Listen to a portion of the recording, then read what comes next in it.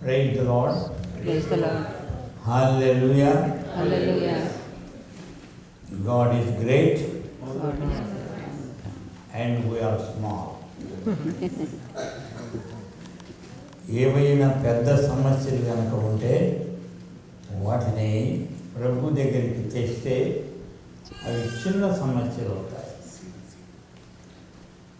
మనం కనుక సమస్యలన్నీ మన నెత్తినే పెట్టుకుంటే అప్పుడు సమస్యలకు చెందిన వారం అవుతాం. ఆ సమస్యలు మనల్ని అణగదొక్కుతాయి. కానీ మనము ప్రభువుకు చెంది ఉన్నాము, సమస్యలకు కాదు. అందుచేత సమస్యలు మన కిందికి వస్తాయి, వాటి మీద మనం పాదాలు పెట్టి నడుస్తాం. లేకపోతే సమస్యలు నెత్తికెక్కుతాయి, అవి మనల్ని అడగదొక్కుతాయి. కనుక మన దేవుడు యేసు ప్రభువు వ్యక్తిగతంగా మన జీవితం అంతటికీ ప్రభు.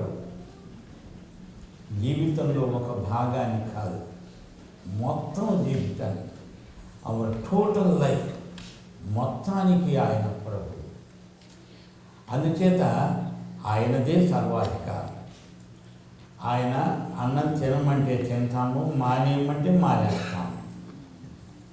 అప్పుడు అది ఉపవాసం అవుతుంది. కానీ మత సంబంధమైన కారణాలను బట్టి ఈరోజు ఉపవాసం అనుకుంటే అది ఉపవాసం, ఎదురు పనికిరాదు. కనుక ప్రభువు ఎంత గొప్పవాడో, ఆయన నా జీవితం అంతటికి ప్రభు. ఆ సత్యాన్ని ఈ రోజున మనం ధ్యానించబోతున్నాం. చూచారా, అపొస్తలుడైన పౌలు ఫిలిప్పీయులకు రాసిన పత్రికలో ఈ 4 అధ్యాయాల్లో యేసు ప్రభు ఎవరు అనే విషయాన్ని, ఈ 4 యేసు ప్రభు యొక్క చిత్తరువుల ఆల్బమ్. ఫిలిప్పీ పత్రిక ఎంత గొప్ప పత్రిక.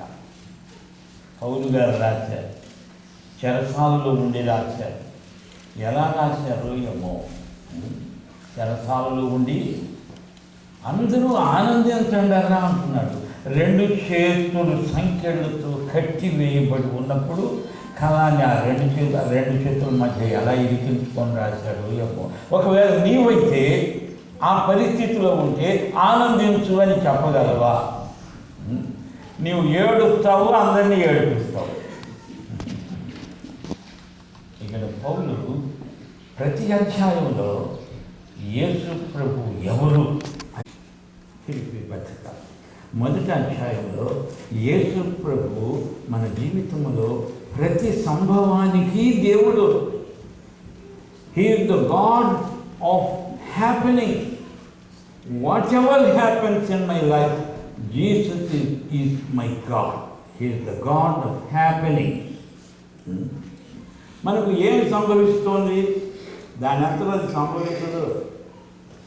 ఆయన దేవుడు, ఆయన అనుమతితోనే సంభవిస్తుంది. ఏది సంభవించినా ఆయన అనుమతి లేకుండా మన తల వెంట్రుకలలో ఒక వెంట్రుక కూడా కింద పడదు. ఆయన అనుమతి లేకుండా 2 మామూలు పిచ్చుకలు, ఆ పిచ్చుకల్లో కూడా ఒకటి కింద పడదు. ఆయన సెలవు లేకుండా నా జీవితంలో ఏది జరగదు. రోమా 8:28లో కూడా పౌలు ఇదే మాట అన్నాడు. సమస్తము నా మేలుకే సమకూడి జరుగుతుంది. ఎంత గొప్ప నిశ్చయత దేవుడు మనకు అనుగ్రహిస్తున్నాడో చూడండి.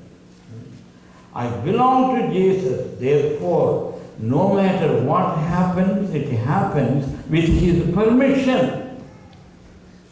That is his permissive way అని చెప్తున్నాను. చూడండి, మొదటి అధ్యాయంలో చివరికి అనేక విషయాలు చెప్తూ, నా మటుకైతే బ్రతుకుట క్రీస్తే అన్నాడు. మన జీవితంలో 2 ప్రాముఖ్య సంఘటనలు ఉన్నాయి. 2 బ్రతకడం, చావడం. అంతే కదా. బ్రతకడం అంటే ప్రతిరోజు బతుకుతుంటాం. చావడం అంటే చెట్టు వరకు ఒక రోజున కాస్తాం. అంతేనా? ఈ 2 సంఘటనల కంటే ముఖ్యమైన సంఘటన ఏదన్నా ఉంటే నాకు చెప్పండి. బతుకుతున్నాం, కొంతమంది చావలేక బతుకుతున్నారు, ఇంకా కొంతమంది బతకలేక వస్తున్నారు. ఒక గొప్ప పండితుడి దగ్గరికి ఎవరో వెళ్ళి, అయ్యా జీవితంలో ఉన్న మర్మం ఏమిటి చెప్పండి అంటే, ఏమి లేదు, రెండే మాటల్లో ఉంది, చావు బతుకు, అంతే. నువ్వు బతకాలంటే చావకూడదు, చావాలంటే బతకూడదు, ఇదే వేదాంతం అని చెప్పి. నా సంగతి మాకు తెలుసులేండి అని అయిపోయారు. కానీ ఇక్కడ పౌలు గారు చెప్తున్నాడు, బ్రతుకుతున్నాము అంటే నా బ్రతుకుకు ఆయన దేవుడు, అంటే ఆయన బ్రతికిస్తున్నాడు కాబట్టి నేను బ్రతుకుతున్నాను. లాజరు చచ్చిపోయిన సందర్భంలో యేసు ప్రభు మార్తతో అన్నాడు, మార్త నేనెవరో మీరు సరిగా గ్రహించారా? మీ ఇంటికి నేను ఎన్నోసార్లు వచ్చాను, మీకు అర్థం కావట్లేదు. చనిపోవడం అంటే ఏమిటో తెలియదు, బతకటం అంటే ఏమిటో తెలియదు. మీ సోదరుడికి జబ్బు చేసిందని మీకు కబురు చేస్తే వెంటనే రాలేదని నా మీద ఆయాసపడుతున్నారు, ఏడుస్తున్నారు, చదువుతున్నారు. అసలు నేను ఎవరిని? నేనే జీవము. నీవు బ్రతుకుతున్నావంటే నిన్ను బ్రతికించేది నేనే. అవును, అంతేకాదు, నీవు చనిపోతే పునరుత్థానం నేనే. ఈ రెండు విషయాలు నీకు అర్థం కావట్లేదు. నేనే జీవమును పునరుత్థానము. క్రైస్తవ ప్రజలారా, నా ప్రియ సోదరి సోదరులారా, బతుకుతూ ఉన్న మనకు జీవము యేసు. ఈ నిమిషంలో చచ్చిపోతే పునరుత్థానము యేసు. కనుక చావైతే లాభం, అవునా? మనం చనిపోతే పునరుత్థానం ఉంది కదా, అందుచేత లేస్తాము. లేవడంలో మళ్ళీ ఇలా ఉన్నది ఆ శరీరం. ఎంత లాభమో! ఈ మట్టి శరీరం పోయి మహిమ శరీరం వస్తుంది. లాభమా నష్టమా చెప్పండి మీరే. ఏడుస్తావేంటి? అమ్మో మా సోదరుడు చనిపోయాడు. ఏంటమ్మా ఏడుపు? మీ ఏడుపు చూసి నాకు ఏడుపు వస్తుంది అన్నాడు ప్రభు. మీ అజ్ఞానాన్ని చూసి. లాజరు చనిపోయాడని కాదు ఆయన ఏడ్చింది. ఈ రోజున మన అజ్ఞానం చూసి యేసు ఏడుస్తున్నాడేమో నాకు అనుమానంగా ఉంది. మనకు యేసు ఎవరో అర్థం కావట్లేదు. యేసు దేవుడు అంటే నీ జీవితంలోని ప్రతి సంఘటన, నీకు ఉన్నది, నీ బ్యాంక్ బ్యాలెన్స్, నీ శరీరం, నీ ఊపిరి, నీ బ్రతుకులోని ప్రతి ఘడియ, వీటన్నిటికీ యేసు దేవుడు. ఆయన అన్నిటికీ దేవుడు కాకపోతే నీకు దేవుడు కానే కాడు ఆయన. ఒకవేళ నీకు క్రైస్తవ మతం ఉన్నదేమో, కానీ క్రీస్తు నీకు దూరం అయిపోతాడు, అన్యాయం అయిపోతావు. అందుకే నేను చెప్తున్నా, మతం వద్దు, గతం వద్దు, మారణ హోమం వద్దు, నాకు యేసు కావాలి. ఎందుకంటే ఆయన నా జీవితంలోని ప్రతి సంఘటనకు దేవుడు.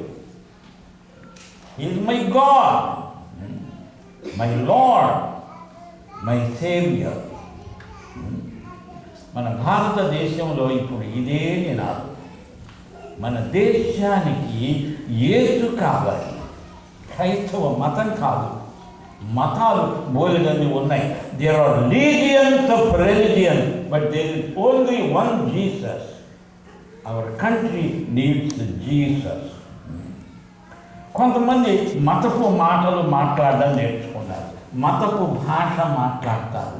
మతంతో దేశము పాడైపోయింది మన భారతదేశం. మతాలు మతాలు మతాలు, మత కలహాల వల్ల కారిన రక్తముతో భారతదేశ చరిత్ర తడిసిపోయింది. ఇప్పుడు ఏ పాయింట్కి వచ్చామంటే, we don't need religion, we need Jesus. He is the God of life, he is the God of resurrection. ఆయన నా దేవుడు, ఆయన నా జీవం, ఆయన నా పునరుత్థానం. ఎప్పుడో నువ్వు చచ్చిపోయినప్పుడు వచ్చి లేపుతాడని కాదు. Right now recognize that he is your resurrection and your life. If Jesus is not the Lord of all, he is not the Lord at all. నీ జీవితం మొత్తానికి ఆయన ప్రభువు కాకపోతే ఆయన ప్రభువు కానే కాదు. నీకు క్రైస్తవ మతం ఉంది, కొట్టుకు తాగడానికి. ఎందుకు మతం? పళ్ళు కొట్టుకోవడానికి. ఏ రాయి అయితే ఏమని ఇండియా దేశంలో బోల్గని మతాలు ఉన్నాయి. మతాలన్నీ ఏం అఘోరిస్తున్నాయి? యోహాను సువార్త 1:14 చెప్తోంది, వాక్యము శరీరధారి అయి వచ్చి మన మధ్య నివసించాడు. వాక్యము మాటల రూపంలో రాల. ఊరిక మనం మాట్లాడుకోవడానికి, ఊరిక బోధన చేసుకోవడానికి, బాధలు పడ్డానికి. He came to us not as words, but as a living person. ఆయన శరీరధారి అయి వచ్చాడు. If you have Jesus, you have the whole message of God. Jesus is the message the Lord has given us. ఒక చిన్న పిల్లాడు, చంటి పిల్లాడు ఊరికి ఏడుస్తున్నాడు. ఎందుకు ఏడుస్తున్నాడంటే తల్లి చేతిలో ఉన్న పిల్లాడిని ఎవరో తీసుకున్నారు. చేతిలోకి తీసుకుంటే వాడు బాగానే ఆడుకున్నాడు. ఏడుస్తుంటే బాబు ఏడవకు ఏడవకు అని ఎంత చెప్పినా వాడు ఏడుస్తూనే ఉన్నాడు. అందులో ఒక బోధకుడు ఉన్నాడు. అసలు ప్రసంగాల బోధకుడు, ప్రసంగాలు బాగా చేస్తాడు. ఓ చంటి బిడ్డ ఏడవకుము, నీకు మాతృత్వమును గురించి ఒక ప్రసంగము చేసేదను. మొదటిదిగా, రెండవదిగా, మూడవదిగా, 5వదిగా 12 పాయింట్లు పెట్టేదను. మనోళ్ళకి గుండు సూదుంది చూడండి, దానికి పాయింట్ ఉన్నది, హెడ్ ఉన్నది. కదా, మనోళ్ళకు పాయింట్లు ఉంటాయి కానీ హెడ్ ఉండదు. అందుకని అది గుచ్చుదామంటే ఏడు గుచ్చుకుంటారు. గమనించారా? అందుకని ఎవరో అన్నారు, మూర్తి గారు మీరు మాట్లాడుతుంటే ప్రసంగం చేసినట్టుండదు, మాట్లాడినట్టే ఉంటుందని. అవును, యేసు ప్రభు కూడా అలాగే. ఆయన ప్రసంగా పాయింట్లు పెట్టి మాట్లాడాల. అక్కడ నాదుడు చచ్చి వాడు ఏడుస్తుంటే వాళ్ళ దగ్గరికి పోయి కబుర్లలో, మామూలు మాటల్లో అద్భుతమైన సందేశాన్ని చెప్పగలిగిన వాడు యేసు తప్ప ఎవరు లేరు. యోహాను సువార్త 7వ భద్రవంతులు అంటున్నారు, ఆయన మాట్లాడినట్లు ఎవరు ఎన్నడూ చరిత్రలో ఎప్పుడు మాట్లాడి ఉండలేదు. ఎందుకని మనం ఆయనలాగా మాట్లాడడం నేర్చుకోలేకపోతున్నాం. మనం మనలాగే మాట్లాడతాం కదా. మనం మాట్లాడడం చాలా ఇష్టం. ముఖ్యంగా మన దేశంలో మైకు ముందుకు ఇస్తే వాడికి మైకం వచ్చేస్తుంది. గంటపడి మాట్లాడుతూనే ఉంటారు.